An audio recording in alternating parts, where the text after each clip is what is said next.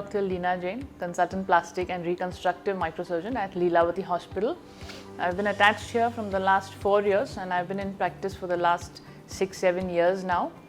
I'm a trained microsurgeon. My basic training was at Lilavati under the guidance of Dr. Sameer Kumta, who's a senior microsurgeon, well renowned in the country.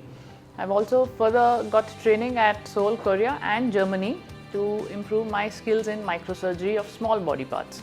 So my main interest is reconstructive microsurgery done essentially for trauma and for tumors. Microsurgery for trauma includes reattachment of body parts that are completely detached and devitalized, including joining back of completely amputated thumb or the toe or even the palm.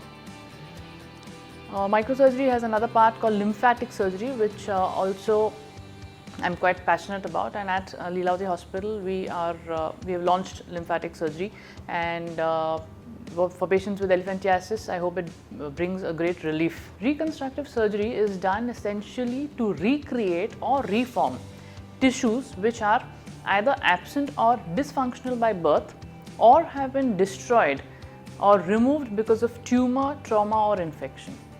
In reconstructive surgery we transfer tissue from one place to another with its blood supply.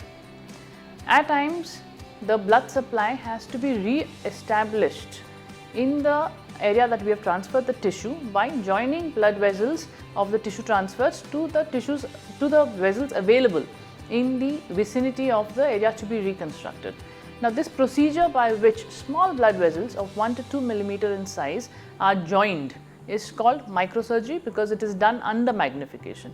In this way, small blood vessels of 1 to 2 millimeter in size, small nerves and even lymphatics are joined, and these then become functional. They re-establish circulation in the transferred tissue and the tissue will then survive. With manifold evolution in the fields of medicine and technology, microsurgery has exponentially increased its applications in the field of science. Today, with microsurgery, we can join completely amputated body parts. We can restore smile in a patient with facial palsy or Bell's palsy. We can enable a patient with non-functional bladder to pass urine who has otherwise been catheter dependent. With microsurgery, it's a feat today to allow diabetic foot ulcer patients to be able to stand on their feet. Just to conclude, with reconstructive microsurgery, we attempt to reconstruct and recreate the ideal, beautiful normal. People are often concerned about the costs involved with plastic surgery procedures. To clarify, reconstructive microsurgery or any reconstructive surgery is essentially covered by healthcare insurance policies. Thank you.